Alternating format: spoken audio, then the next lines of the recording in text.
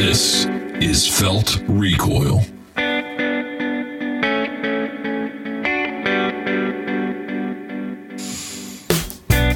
Welcome to the Felt Recoil podcast. This is number 67.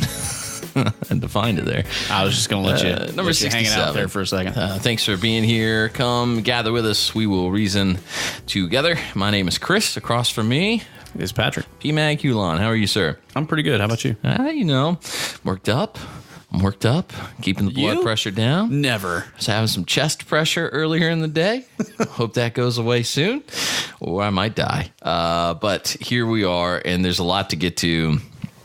It has been a heck of a week on the interwebs for those of us who enjoy engaging in robust debate. So our charity of choice this week is simply going to be any and every gun rights advocacy group you can think of. Just find one and join it. I don't care if you join Gun Owners of America or the NRA or your local militia. I really don't care. Find somebody that you believe staunchly supports the Second Amendment and that understands shall not be infringed. And you know, look, we say shall not be infringed a lot. Can we back up for a second and include the phrase before that? The right of the people to keep and bear arms. The right of the people to keep and bear arms shall not be infringed. Can we please remember that each and every time we talk about the Second Amendment? That's the way it ends. Finale, finito. I made that up. Finished. So just find a Second Amendment advocacy group. I think that's right. Yes. Finito. And support them. Give them some money. If you hate the NRA because of the bump stock thing, cool. Don't join the NRA. Join somebody else. But join somebody who's willing to go out and fight for your rights. And it's a funny thing because Jamie Dupree from the Atlanta Journal-Constitution, he posted a story about the kids going to D.C. to protest. Mm-hmm. Yep. Did you see that? Right. And I said, oh, great. They're going to D.C. to protest or they're going to D.C. to do exactly what they hate the NRA for doing. I love irony. Okay. And this week's been full of it. Nobody seemed to be able to understand that I was saying everyone is free and welcome to begin an advocacy group, go around and convince others that they will advocate for their beliefs as well to Congress and take money from those people and use it to go advocate. It's worth noting, by the way, the NRA, what's the word I'm looking for? I'm stuck on advocacy now. They don't use their money to go proposition congressmen. It's like less than 10% of their budget is spent on lobbying. Is the word ILA or the NRA? ILA is a branch of it, which is their like legal arm. But yeah, the vast majority of NRA's funding goes to firearms education. Okay, and then they maintain museums and things like that. So the NRA isn't a lobbyist organization by any stretch of the imagination. They are an educational resource. Okay, so just remember that. Anyway, the news would have you believe otherwise. They sure would, and so would those kids. But I encourage those kids, if this is what you believe, fine. Start a group that's anti-Second Amendment. Get with Gabby Giffords and her felony-committing husband and go out and start your own group and decide we're going to take on the Second Amendment and people who believe in firearms. Now, before we get deep into Florida, we'll talk about Dick's Sporting Goods because I think there's a big point being missed on Dick's. Everybody's seeming to lean towards the fact that after Newtown, Dick's got rid of AR-15s and sporting rifles, and Dick said, we're not going to carry them anymore. So everybody goes, oh, they're just saying the same thing they said before. Slow down, because it's actually much more nefarious. Yeah, they doubled down. Yeah, they doubled down. But you need to understand how shady these people actually are. So these aren't morally high plateaued people. Okay, Dick's they're not the moral harbinger of saving lives here that you might think they are because they stopped selling small piece of insight. AR-15s. I worked for them when I was younger. I know they suck. You're fired. Yeah, right. First-hand experience. Now, I worked for Academy around the same time Dick's dropped the sporting rifles. Apparently, we're both fired now. Well, neither one of us can do this anymore. And one of the biggest issues I had with Academy, outside of being punished for not showing up when my father-in-law died, which was the straw on the camel's back, It literally wrote me up for that. And That's some solid corporate culture right there. yeah. I'll make a quick side note here. We had one really good manager. We had a couple of good managers, but one really strong guy who came in. He was young. He was a former Clemson player. He was a nice guy, and you could tell he hated working there and just didn't agree with what they were doing. He had to write me up for it. And he goes, yeah, you were a no-call, no-show here. I said, no, I called and talked to Andy, who was the female manager that worked there. And he goes, you did? I said, yes, I told her. My father-in-law passed away last night. I won't be in for probably about a week. And she said, okay, and hung up. And it's not a no-call, no-show. He goes, you're absolutely right. You're absolutely right. We're not gonna go through with this. Don't sign this then. And I was like, I mean, I'll sign it for you because I don't want to give you any hassle, but I am gonna just go find another job. Because this shouldn't even be a conversation because everybody here is so incompetent. But that was on the heels of Newtown had happened, and they actually made us all sign paperwork at Academy Sports saying we wouldn't mention modern sporting rifles on the counter to customers, but we were to pull them off the shelves, and if someone asked for one, you could ask them which one they were specifically looking for, and if we had it in stock, they could do paperwork and then take it, but you were not to get it out and show it to people. Just willy-nilly. They had to be ready to buy to look at it. They are pretty terrifying. So it was, well, and so it was just as backhanded as what Dick's has done. So what Dick's did was they said, okay, we won't sell them at Dick's, and we'll release a statement saying, we agree, and then we'll get the liberal soccer moms in here, and they'll buy all the sporting goods, and we'll just take all the rifles and move them over to the Field and Stream stores because we own them too. All right. And then today's statement said, well, we're not going to carry them at Field and Stream anymore. Okay. So understand that Dick's never, ever took a hard line against AR-15s. They just moved them, just as Academy moved them under the counter, but let everybody know, hey, we took them down too. Right. But they were still selling them. They were just marketing. Okay. It was really almost black market marketing in a way, if you want to call it that. And so they're liars. They're cowards. But what Dick's did today that I think you're referencing with the double down is you need to understand that if you're shopping at Dick's and you're shopping at Field and Stream, you're now doing business with a company who is saying, and this is direct from the CEO, Edward Stack's statement today, we're no longer selling high-capacity magazines, assault rifles, blah, blah, blah. We'll no longer sell firearms to anyone under 21 years of age. By the way, if you don't know, the reason Dick's freaked out is because they sold the shooter his shotgun. Which they admit. And they admit that in the statement, and they say, what if he'd have used a shotgun? Well, according to their logic, we would have been okay. Right. Shotgun wouldn't hurt anybody. You can only really kill people with an AR-15. I mean, that's Lawrence O'Donnell thinking right there. Shotguns, no big deal. I mean, the shotgun obviously can't hurt anybody because it's like BBs. So, yeah. I mean, well, you've never heard of you don't aim them either. So, and have you ever heard of a BB gun killing someone? It doesn't happen. And a shotgun is essentially a BB gun. I mean, sure, it's firing thousands of BBs, lots of them at the same time. Yep. At 1,000 feet per second or whatever. Yeah, but I'm with you. But you know what I'm saying? Yeah, absolutely. And there's gunpowder behind these BBs. Sure. But at the end of the day, they're just BBs. That's all. Lawrence O'Donnell said this week that handguns would have been ineffective against the school shooter because their bullets go too slow. It's a true story.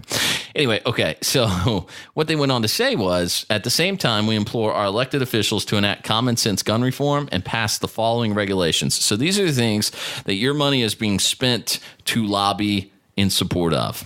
A ban on all assault-style rifles, raising the minimum age to purchase a firearm to 21, a ban on high-capacity magazines and bump stocks, require universal background checks, ensure a complete universal database of those banned from buying firearms, and to close the private sale and gun show loophole that waives the necessity of background checks. So let's break this down point by point. Obviously, every rifle can be an assault rifle. So these assault-style firearms bans are looking for, that's going to be any semi-automatic rifle, and it will translate to handguns really, really quick. It does include shotguns with pistol grips, by the way, by most definitions. Chris, they're not coming after your guns. They are. You're just paranoid. I'm incredibly paranoid that I'm right. And we've been right in a very morose way already this week. I don't want to be right anymore. I want to be wrong a few times, so I'm glad to be wrong here. So, all right, that's gonna translate into everything. Just like we'll go to point 3, the high capacity magazines. That's anything over 10 rounds. I wouldn't own a legal gun. I would own my 1911. It would be the only gun I would own that would be legal at that point. The beginner rifles I have for my sons that are 22 long, I'd have to get rid of them. Those would be illegal under this because the mags they have will hold 25 rounds each. And then they want to raise the minimum age to purchase firearms to 21. So just understand that they're in support. You can legally, the government can take you and conscript you into the army and force you to fight and hand you a rifle to use that you're not allowed to own otherwise. I want you to understand this is the big deal here, I think, to every gun guy in the country right now. Very banana republic of us. Yeah. I don't mean the clothing store, by the way. Oh, what do you mean? I thought you meant jeans that never fit. I almost spit my beer out. What I mean is this is subjugation, and that is what every American should be against. Subjugation. This is Americans cannot fathom the idea of your government referencing you as a subject. I hear what you're saying, but I feel like if you're eating Tide Pods, you could be a subject. That's fine. You probably should be. Yeah. If you're willing to eat Tide Pods on the internet for your friends. But Americans have a problem with being subjugated to anything. That's our problem with Islam, right? Islam means subjugation. It means submission to Sharia law. That's what the word Islam means. It's not like an interpretation of their theology. The word Islam means submission. Here you are again, clinging to your guns and religion, Chris. I like it. And so that's our problem. If the government can tell you you're not allowed to own a firearm unless we tell you so, till you're 21, you're now a subject to the state, and nobody needs that. So if you're 21 to buy a gun, you need to be 21 to vote. You need to be 21 to do almost everything else. And it doesn't make a whole lot of sense. This should be, but somehow it's not, an insult to all of those kids petitioning the government right now to say, you know what, you are too immature to handle things that are life and death serious. Consider this is the same government, though, that now will let you stay on your parents' insurance until you're 26. And the same school systems that will take you to get abortions and tell you don't have to tell your parents. So, yes. So you're mature enough to get an abortion. You're not mature enough to buy health insurance, and you're not mature enough to buy a gun. What are we doing to the children these days?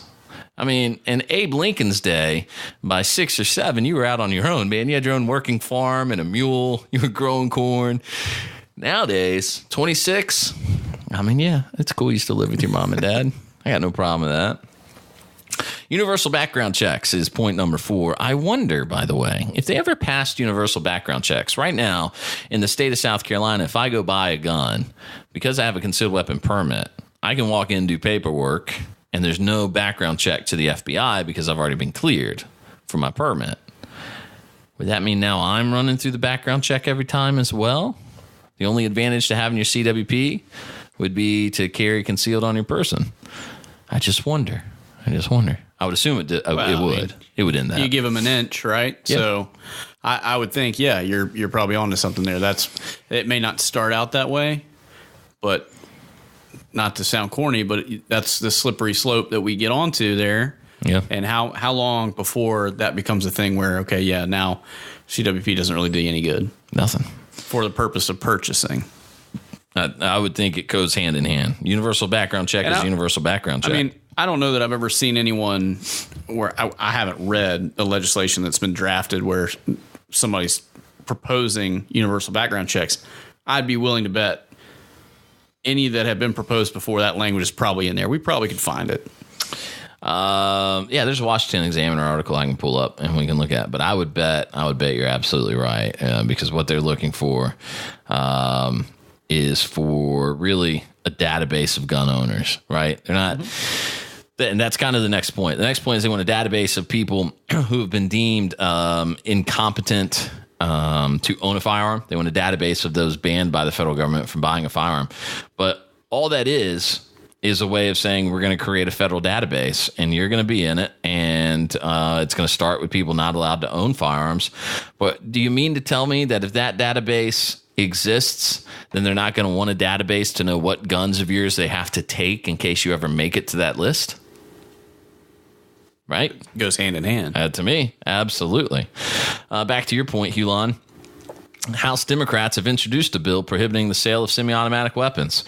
House Democrats, hey, you shut up. You shut up, spammy robot guy. I'm trying to read here. I mean, it's just going to go on and on. Screw you, Washington Examiner. Oh, I'm muting the wrong video. That's why. My bad. House Democrats have introduced a bill banning semi-automatic firearms in the wake of the shooting at a high school in Parkland, Florida. Representative David Cicilline of Rhode Island announced Monday he's introducing the assault weapons ban of 2018. More than 150 Democrats have signed on in support. Ready? The bill prohibits the, quote, sale, transfer, production, and importation of semi-automatic rifles and pistols that can hold a detachable magazine. Okay? Done? So now revolvers are the only thing legal. So only thing legal handgun-wise would be a revolver, correct? I assume so. If it holds a detachable magazine, illegal. They're also going to ban any semi-automatic rifles with a magazine that can hold more than 10 rounds. Additionally, the legislation bans the sale, transfer, production, and importation of semi-automatic shotguns with features such as a pistol grip or detachable stock and ammunition feeding devices that can hold more than 10 rounds. Okay? So they'll come after absolutely every little thing. Like you said earlier, the slippery slope that makes everything but revolvers illegal. I can't think of the law that has ever been created. Let's say it a different way. What is the crime that was plaguing the community until a law was put in place that made it illegal and then the crime subsided? That's the question to ask all your liberal friends who were screaming about gun control this week. Okay. I'm with you. But tell me the crime that was being committed that was ravaging the community until a law was put in place that stopped it. Name it. And they'll go, well, I mean, first time for everything, right? And then you go, no, not with this. Clearly not. They want to close the private sale and gun show loophole, which means you won't be allowed to buy a gun for a family member. You won't be able to buy it for your kids. You won't be able to gift it to your dad. Not going to happen. That's a private sale. I mean, it's a gift, but I guarantee you it's going to be considered a private sale. There is no gun show loophole. That is not a thing. And for dicks to perpetuate the myth that there is shameful. It's ridiculous.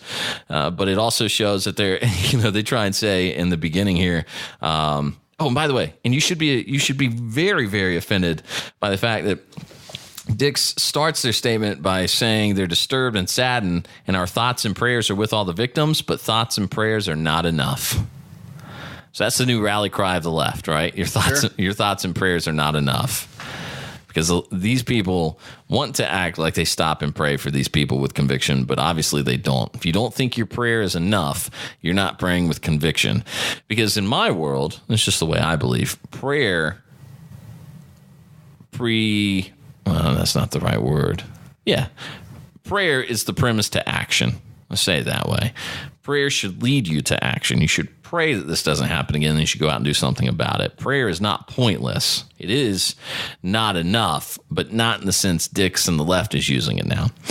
Anyway, they go on to say we have tremendous respect and admiration for the students organizing and making their voices heard. We have heard you. The nation has heard you. By the way, they stole that from George W. Bush. If you remember his speech on top of the rubble, I hear you. The nation hears you. Okay, dicks, plagiarizers. And then they say we support and respect the Second Amendment. No, you don't. No, you don't.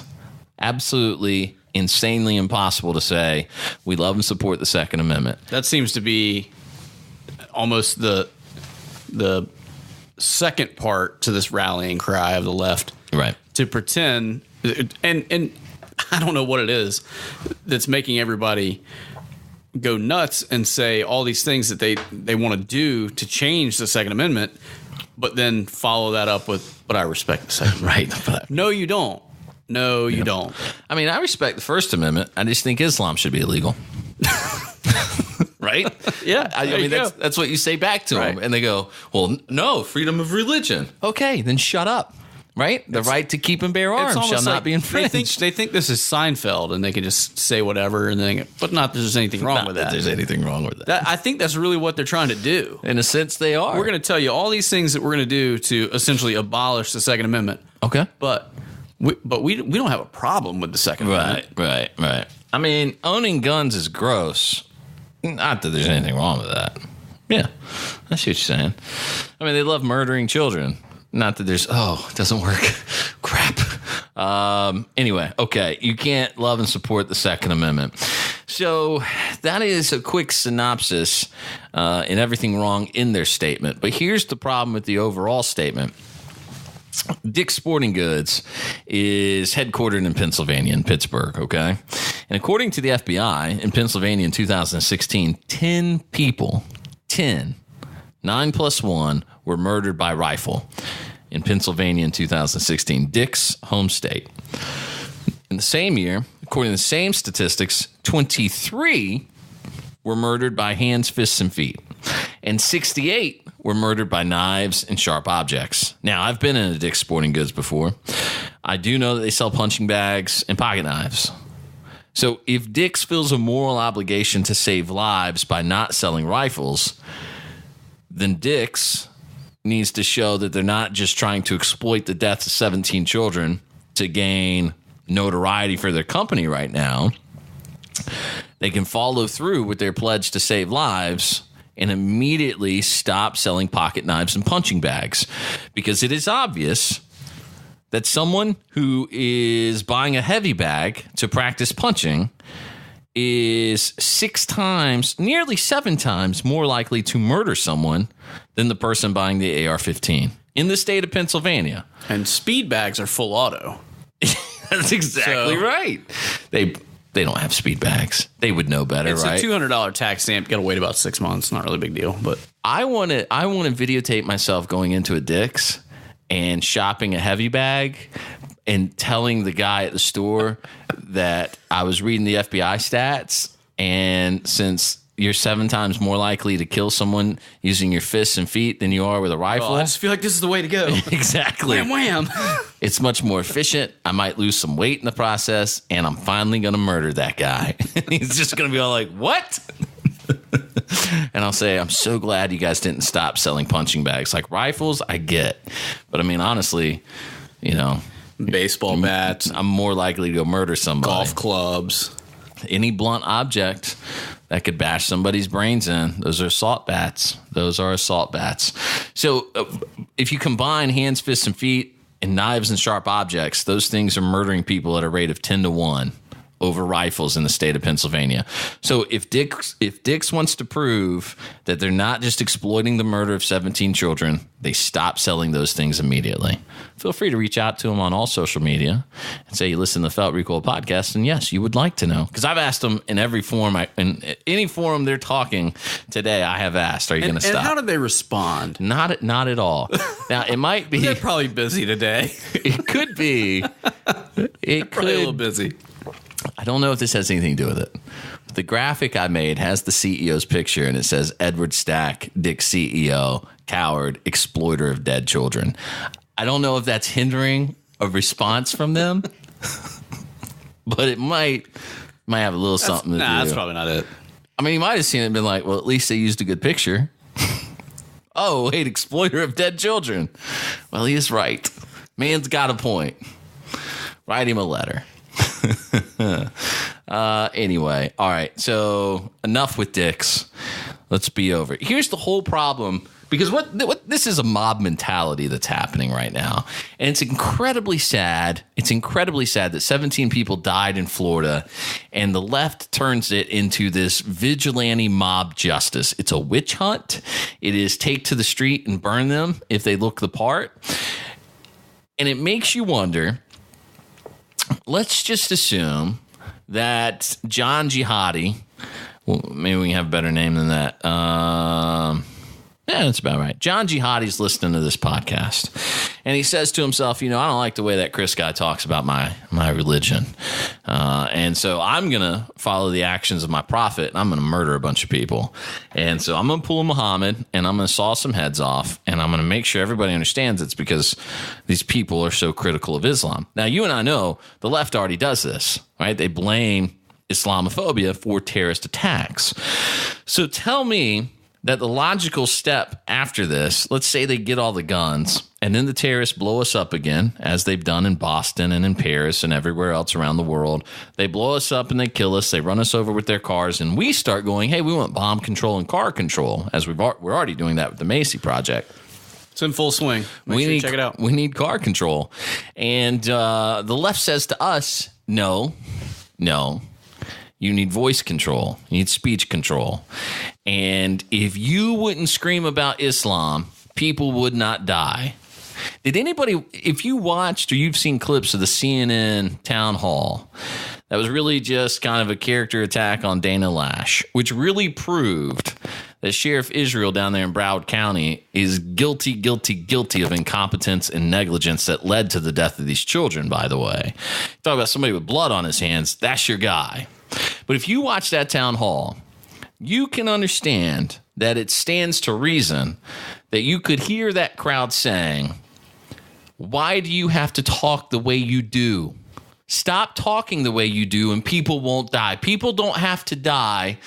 You don't have to talk the way you talk. We need right now to agree. Tell me now, Chris, that you'll never publicly be critical of Islam again. You can say what you want to say in your home. That's your freedom of speech. But freedom of speech has a limit, and it stops outside of your home. And you can't make recordings that are critical of the Prophet Muhammad. That's costing people their lives. Agree now to never be critical of Islam again. How is that not the logical next step? I mean, I kind of feel like it is. And so we're proven right. Your Second Amendment is there to prop up the First Amendment. If that happens, I'm going to start referring to you as the Prophet Chris. I imagine. So I think that's like literally right around the corner. I see it as you and I on the stage, and I'm standing like Marco Rubio was with the microphone, and I'm getting berated by the kid. And you're kind of like back behind my shoulder, nodding your head, doing that sideways glance thing at me and like pointing one finger and like trying to not be associated with me all of a sudden. I know. I've been telling him. I do that every time we're in public anyway. So when he was like, what that dude did to Aisha is considered rape these days, I was like, whoa. Anyway. Sean Davis summed it up pretty well on Twitter. He said, this week's gun control argument in a nutshell. Because government failed at every level, you need to have your rights curtailed by the government that just failed at every level. So let's get into that. Man. All right. Let's start with the resource officer's lawyer, shall we? If you're not familiar somehow, essentially what happened here is a school resource officer. I think I don't know, we kind of need his name. All right. So his name. I think it's actually a little unfair that everyone knows the shooter's name and not this cop's name. Well, so I'm kind of stuck on the cop, but I'm going to unravel why I don't believe his statement. So I guess we'll use his name. All right. This is from the Maven.net, which is part of Blue Lives Matter. Okay, but it is sorted and it's cited properly. And you can essentially believe that this is from the Miami Herald because that's who they're citing as their source, and also NBC News. And they're both legitimately cited in the article. Okay. And I'm only telling you that because if you feel like I've never heard of the Maven.net, they are using legitimate news sources for what they're reposting, essentially. All right. The Broward County Sheriff's deputy, who was blamed for failing to act while the shooter killed 17 people inside Marjorie Stoneman High School on Valentine's Day, said he's not a coward. He did nothing wrong. Broward Sheriff's deputy Scott Peterson, which lesson learned there, never trust a guy named Scott Peterson. Rest in peace, Lacey Connor. Okay. He was the school resource officer at the high school and resigned from his position on Thursday Thursday following the shooting. Allegations that Mr. Peterson was a coward and that his performance under the circumstances failed to meet the standards of police officers are patently untrue, his attorney said in a statement. Let there be no mistake, Mr. Peterson wishes that he could have prevented the untimely passing of the 17 victims on that day, and his heart goes out to the families of the victims in their time of need. He explained that Peterson initially believed the gunfire was coming from outside of the school. So he took up a tactical position between two buildings. His attorney argues that the client was the first person to report the active shooter and that he gave SWAT members keys to the building, accessed security videos and drew them diagrams of the campus. Broward Sheriff's Office trains its officers that in the event of outdoor gunfire, one is to seek cover and assess the situation in order to communicate what one observes with other law enforcement. That's according to the attorney. The attorney says in the face of public backlash, Broward County Sheriff Scott Israel rushed to blame Peterson without having considered all of the factors. Now, that I would agree with, because we watched Scott Israel on CNN blame guns, and we made a prediction on Facebook. This will turn out to be a Benghazi 2.0. This guy is too quick to look for a scapegoat. Something is off. He told these people to stand down. Well, A quick side note, I feel like if you want a job with excellent job security, just be a sheriff. Oh, yeah, right? We've gotten this guy, we got the guy in Vegas who neither one of them want to leave their post but not really do their job. So I feel like there's some really good job security there. And I feel like the whole point of using the gun itself as a scapegoat was simply to save his own skin and nothing more. Absolutely right. To be not accountable. That's right. And when I watched him on CNN, all I thought was this guy is looking for any way possible to not be accountable. It's just deflection. Yeah. It's deflection. That's all it is. When Dana Lash was really laying it down hard on that guy, she did such a great job, and she's all on him 27 times. She's like, well, name one specific. And then she goes, okay, yeah, he threatened people on the internet. He goes, oh, according to who? And then she goes, NBC News, Politico. She lists them all off, and he goes, those can't be victims. Those are reporters. They can't be victims. They're reporters. And she's like, no, they reported what happened. It's like you're not listening. But it was more so like he was just looking for an out. He's looking for a scapegoat. So the Daily Wire is reporting that Fox News host Laura Ingraham revealed in an exclusive that Broward County Sheriff's deputies were told not to enter Marjorie Stoneman Douglas High School unless they had body cameras on, which they did not. Ingraham also revealed that police lost radio transmissions during the shooting, which also happened at the mass shooting at Fort Lauderdale Airport last year, which is also in Broward County.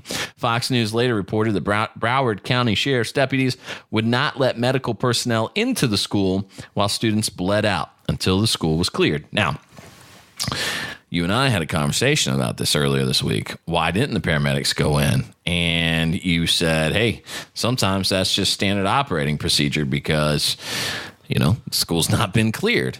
However, on that note, and I agree with that, I think you're exactly right.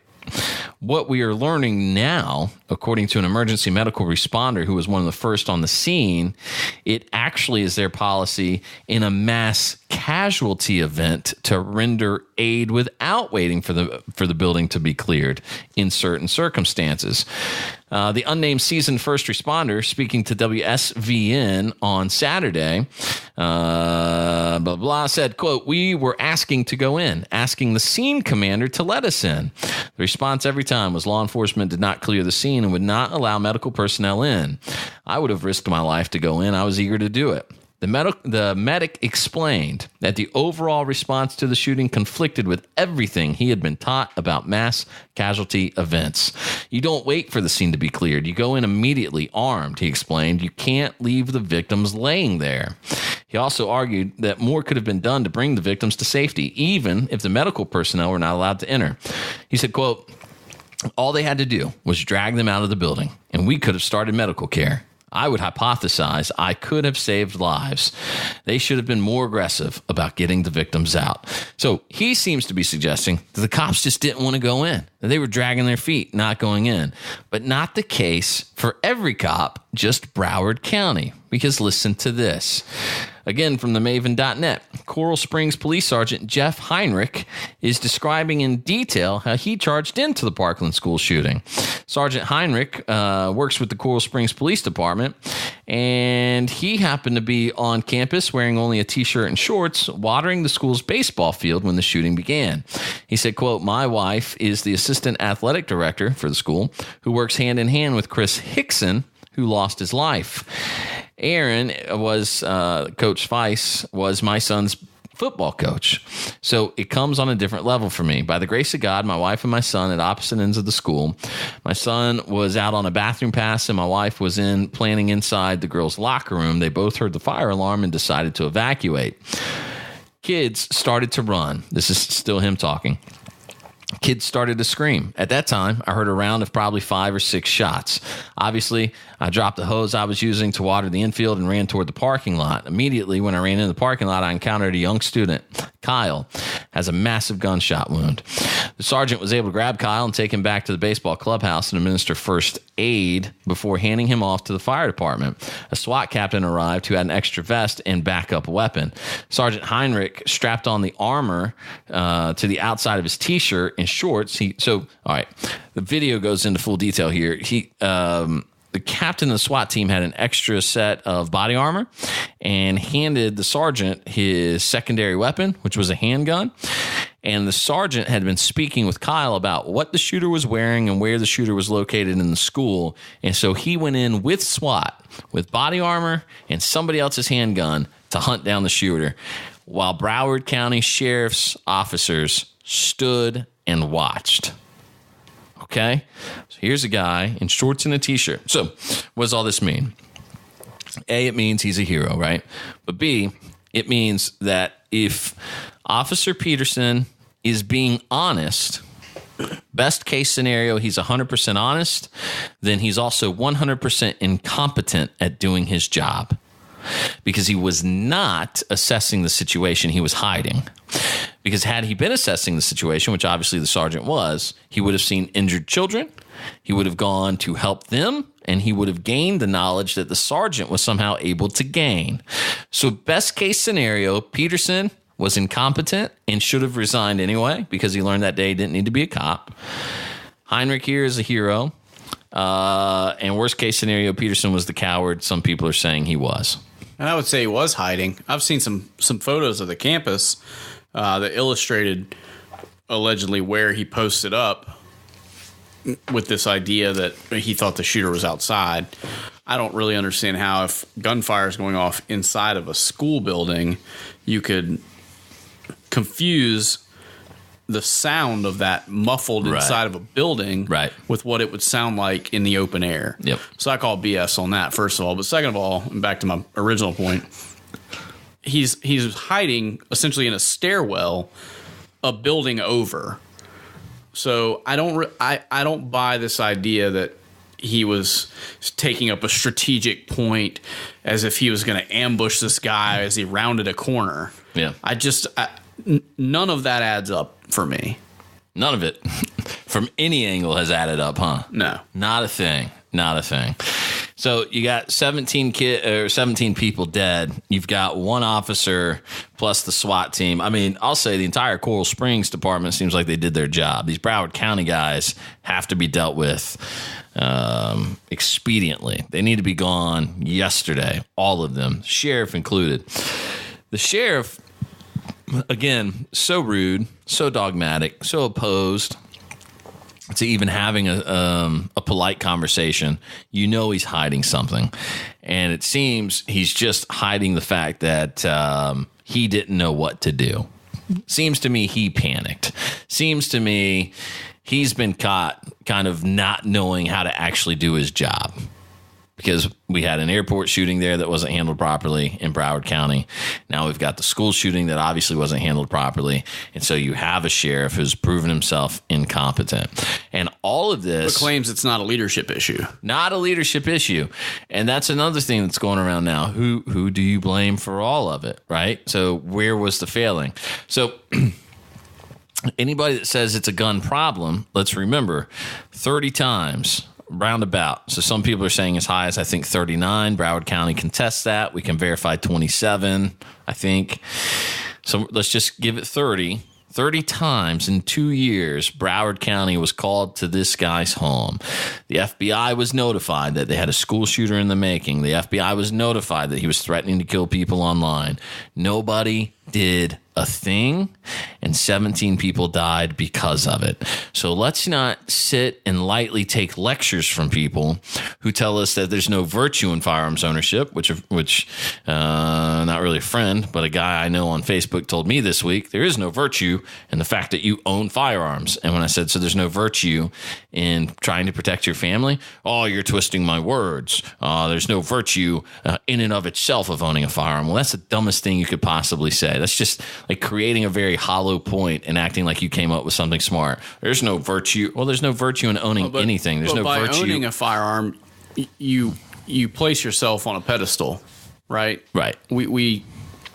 And not just owning a firearm, but CWP holders, right? We are a different class of people automatically. Yeah. I think that's just by the simple fact that we've chosen to own a firearm or to take that CWP class. So we hold ourselves in a higher regard in terms of our own well-being, our families, public, the safety of the public at large. And I'm not saying that like, oh, I'm the sheepdog. When I go to the grocery store, I'm packing 2 pistols. Right. That's not what I'm talking about. Right. That's exaggeration that the left would have you believe that everyone that's a gun owner is walking around the grocery store thinking, man, I can't wait for somebody to stick this place up so I can just start shooting. It's not really how it works in real people's heads. Oh, yeah. No. Well, I mean, not besides you. Okay. But you see what I'm saying. James Yeager taught me everything I know, so I need to make sure it's cool. You shoot your truck too? I do. Yes. Yeah, I was that guy. What I think we would agree on, a different way to say what you're saying, what strikes me as odd and insulting, specifically with us, there's no virtue. To me, I always thought virtue was an action. Like virtue comes from the things you do. You don't just sit around and be virtuous. Okay, it comes from the things you do. So, yeah, there's no virtue in anything unless you do something, you big dummy. But, okay, your flowery language sounds great. There's no virtue in owning a firearm. But there's definitely a lack of virtue in the person who would say, I'm not going to own a firearm because I don't want the responsibility of having to protect the people around me. Sure. Okay. And there's, like you said, there's a higher caliber of person that says, not only am I going to own a firearm to protect myself and my family, but also those around me who, by and large, by the way, you may find yourself in an area where everyone around you opposes you owning that firearm. Yet you know that if somebody comes popping shots off into that crowd of people, you're the one who has decided mentally, I will engage that shooter. And let's just say that the leftist media is correct for a quick minute and that it turns into the Wild West shootout. And you draw your pistol to engage the bad guy who's shooting at innocent people. And let's say you do miss him and you hit an innocent person and that innocent person dies. That's a terrible worst case scenario. What is the alternative? That nobody there tried? Inaction. You lay on the ground and get mowed down by a madman and think, well, at least we banned the guns. This idea that suddenly we'll make guns illegal and criminals will stop having them is so absurd. It's as if you were saying to Hitler himself, it is illegal to gas the Jews. You can't go through with your plan. Sorry. Right? Evil will be evil will be evil. Hitler murdered 6 million Jews, okay? And he largely didn't have to do it at gunpoint because he convinced them all that they were being shipped out to camps for their own good. They knew otherwise, and they were definitely taken by gun. But imagine if Hitler hadn't taken their guns first, how much harder it would have been on him, okay? And all the dictators do it, followed through history, right? So you give up your guns, you become a subject to the state. The state then tells you you have to give up what else? your religious belief is now in question because you're not allowed to be critical of Islam, because every time you insult the Prophet Muhammad, somebody does what he did and they kill innocent people. Okay? Muhammad was a brutal, murderous man. I'll say it as often as I can while it's still legal. And for me to say that can piss off Jihadi John, and he will go kill people and say it's because Chris said what he said. But at the end of the day, he goes and he does it knowing full well that, yes, Muhammad did murder a bunch of people, but he was also the perfect man. I can replicate what he did with my life. And when Chris insults me, Muhammad told me, kill those who insult the prophet, and so I'm killing people. And so it's all well and good, no problem. The left would have you believe it's my fault, that I need to be quiet and sit down and shut up, okay? So the point is, you give up your guns, then you give up your religious beliefs, and then everything falls in line, and suddenly you have a society who's ruled by some of these ingrates we see on TV these days telling us, you know, there's blood on the hands of the NRA. Despite the fact that this guy wasn't an NRA member, I can't think of a mass shooter who ever was a member of the NRA. I think it would be zero. But I can definitely think of a Bernie supporter who tried to murder a bunch of people, a far left lunatic who tried to murder a bunch of people, and we've seen pictures of the Florida school shooter in an Antifa t-shirt. So try not to paint with a broad brush here, because it could be turned around on you pretty quick. Seems like it usually is. In the case of the Florida shooter, the initial report was that this guy was some militia member to some right-wing, racist, whatever organization. Mm-hmm. And then the FBI came out and said, yeah, no, we never said that, so we don't really know where that came from. So obviously some quote-unquote journalist made that crap up and just put it out there, and then everybody else picked it up and ran with it. Yeah.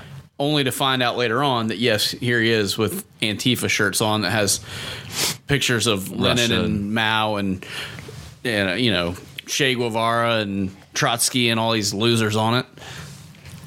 But suddenly that's, you know, sort of disappears from the headlines. Yeah. Just doesn't sell the agenda, does it? Red t-shirt with hammer and sickle on it. For some reason, that's weird. Not a headline grabber. I don't know why. Hammer and sickle. Interesting. Anyway, okay. I know you're probably exhausted on the subject, so we'll kind of let that be that. But the whole point is I see a lot of slippery slopes happening here. Find a gun rights organization and join it this week, and don't give up the fight. Be as polite as possible. It is amazing to me. It's amazing to me how rude people become on both sides. I'm sure it happens on both sides. But especially when it comes to ever taking any sort of stand in support. And, you know, again, we're the people who are willing to stand up and defend people we've never met. And they're the people who think I'm the only thing that matters. I'm the center of the universe. It exposes, by the way, an important difference in the mindset of being accountable to a higher power. I'd be interested to find out how many of these mass shooters are atheists. I mean that sincerely, because when you watch the way the left reacts to this kind of stuff, and they go kind of into this anarchy, idea of let's take the guns, let's have a government rule with an iron fist. But the government that rules, I mean, by their standard, the government that rules has to let everybody do everything they want to do. Right? Like, you know, transgenderism is acceptable, and marry whomever and whatever you please is acceptable. Fine. That's okay. I don't, obviously, marriage being a little bit different. I don't think the government should oversee marriage, but they do. They do. They think government should oversee marriage. But the point is, all these people kind of want chaos out of their government. There's no standard here. And so it's an interesting time to consider that you're probably talking to a lot of people who think that there is no accountability to a higher power, so there's no accountability to each other.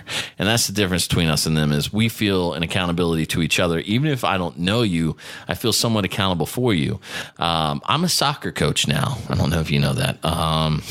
Substitute soccer coach.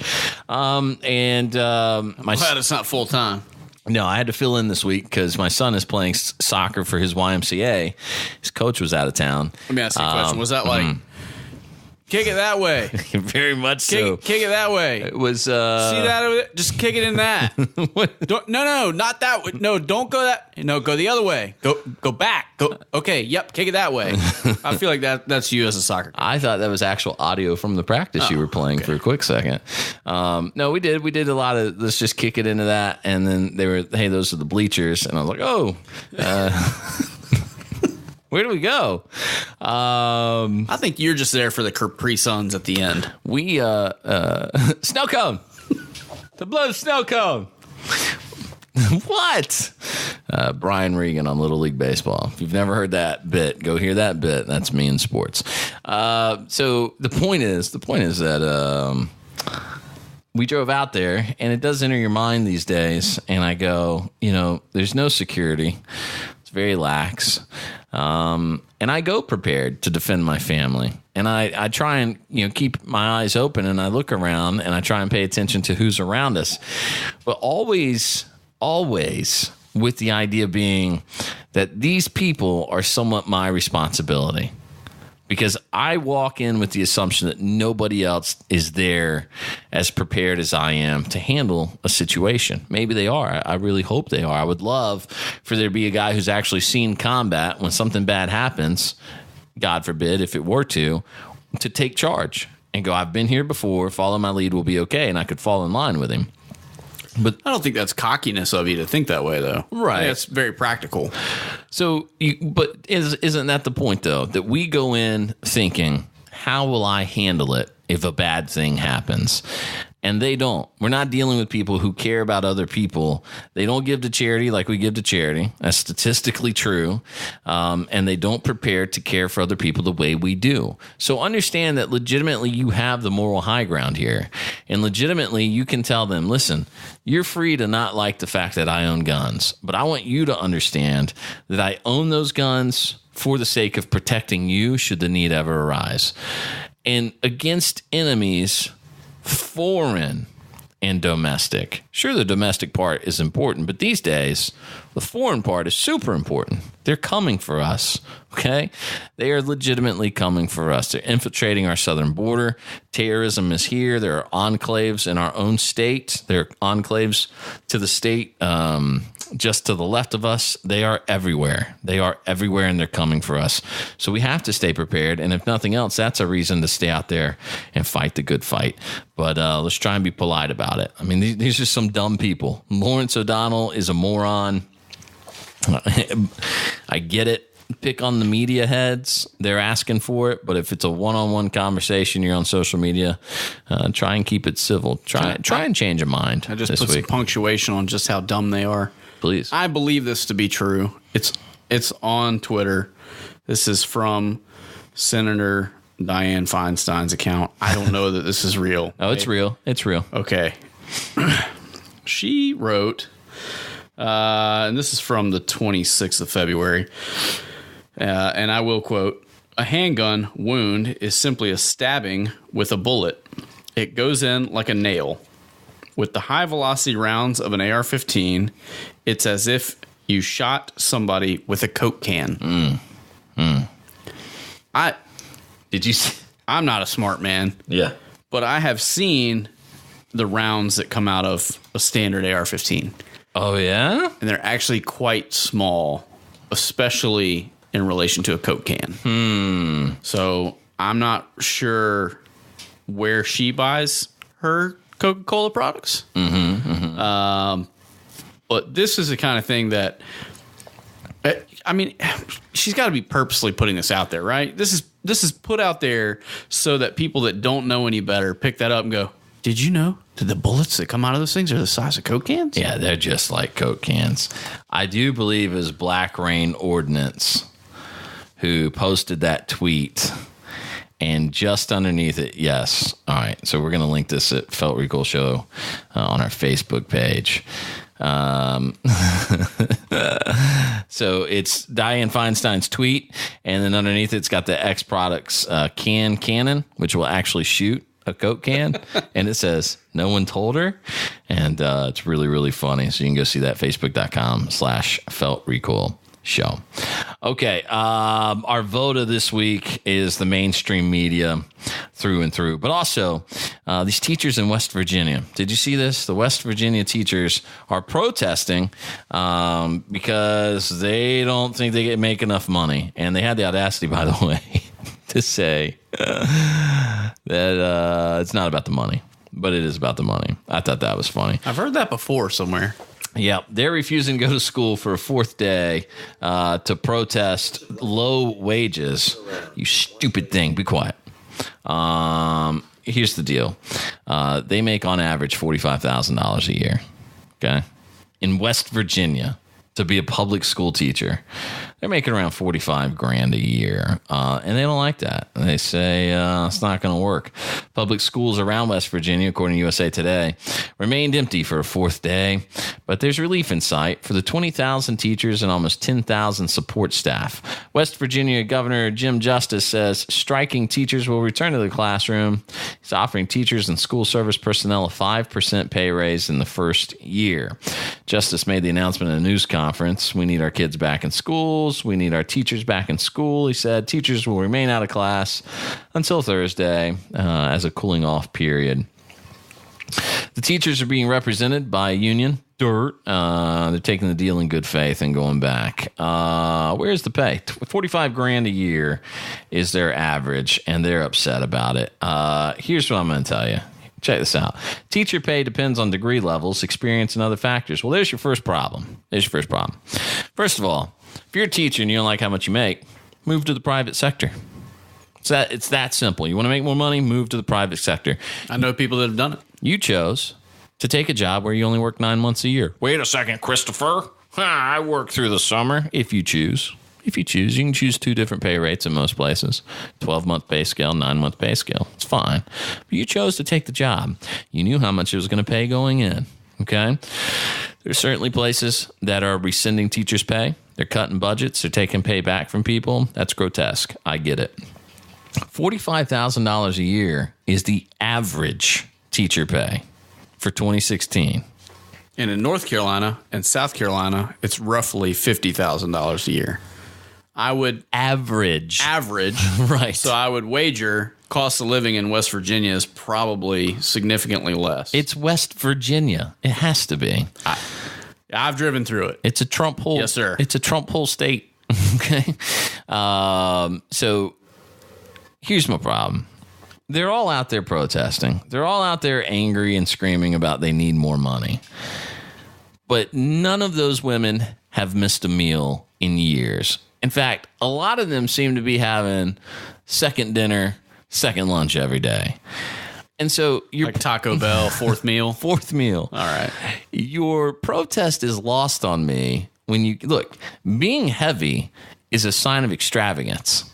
It just absolutely is. You've got some extra money somewhere and you're throwing it down your throat. And that's okay. I'm not judging you as a person. I do it too.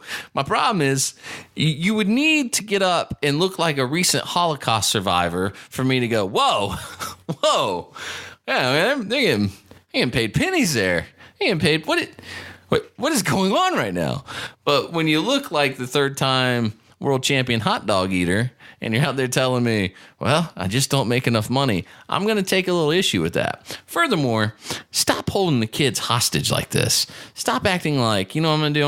I'm going to make a stink about it in the middle school year. I'll inconvenience all the parents. I'll make the kids know that I'm a jackass, that I'll pitch a fit to get my way is an important thing to point out. And get back into the classroom and do your job. Do the job you agreed to do when you took the job. If you don't like your job, quit your job and find another job. Stop griping about it and find a solution. Why don't you find something else you can offer to the parents that you could charge them for, and then you make a kickback off that? Why don't you develop an after-school program where you stay 2 or 3 hours later so parents can work longer, and then show them how that would be economically advantageous to them? You could say to them, we'll develop this program, I'll host it, you pay me, cha-ching. It's that easy. You want more money? You can find a way to get more money. It's not by bullying people. They're so contradictory to everything they say they believe. They bully everybody. They strike to get their way. They pitch a fit, but they're going to go in and tell your kid to sit down, shut up, and pay attention all day. Everybody wants something for nothing. So sick of these people. And on that point, when we're talking about arming teachers, and they say teachers don't need guns, and these teachers go, I don't want to be in a school with guns. Listen, fool, you have unfettered access to people's children 8 hours a day. If you're not mature enough to learn to handle a firearm to defend those children, get out of the classroom. Get out of the classroom, because you're not, and we've all had that teacher. We've all had them. I remember Miss Myers and Miss Payne. I remember those people. They weren't mature enough to be teachers. I hope they're still not teaching, but maybe they are.